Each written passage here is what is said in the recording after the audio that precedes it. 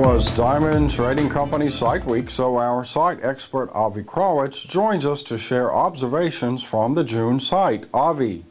Thanks, Jeff. It was a relatively short but busy June DTC site, which ended Wednesday with an estimated value of $650 million. De Beers raised prices on certain items, mainly for the fine, better quality categories, while prices for cheaper Indian-type goods remained relatively stable.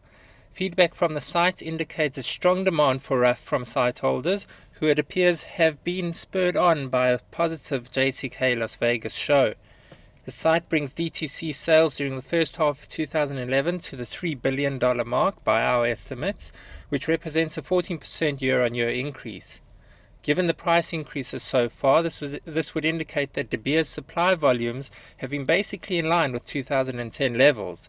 But the question everyone is asking now is whether the strong price increases seen in the first half of the year will continue in the second 6 months, or if some stability will now settle in, as was the case 1 year ago and as many have predicted.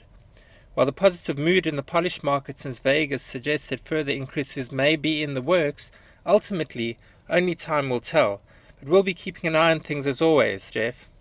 Thank you, Avi. U.S. department store sales in May slipped 3% year-on-year, reflecting what most economists are concluding as a possible plateau in spending growth. But retail consultants at Unity Marketing found brands that are differentiating themselves right now are winning their share of the consumer wallet despite contracting retail sales. Following all three Las Vegas trade shows, take note of those diamond brands that invested in themselves to create that extra punch, that distinguishing design or value-add service that sets them apart to attract consumer excitement. You can watch examples of these success stories on our Diamonds.net video page.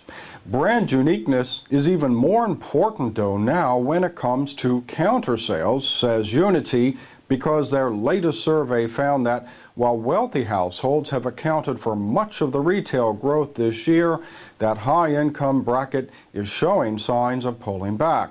There seems to be a willingness of middle incomes to spend, though, according to the latest daily Gallup consumer spending survey. Look at this very recent uptick in consumer outlays for a 3-day rolling average. Gallup shows the 14-day rolling average is basically flat from a year ago, but that 3-day is running a good 30% higher. So be sure your brand is actively tapping the broader income categories. Tell your story and create product excitement. Build your social media following, stand out and get noticed and grab market share.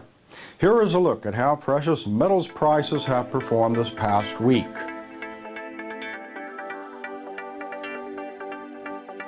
For all the latest industry news, be sure to check Diamonds.net.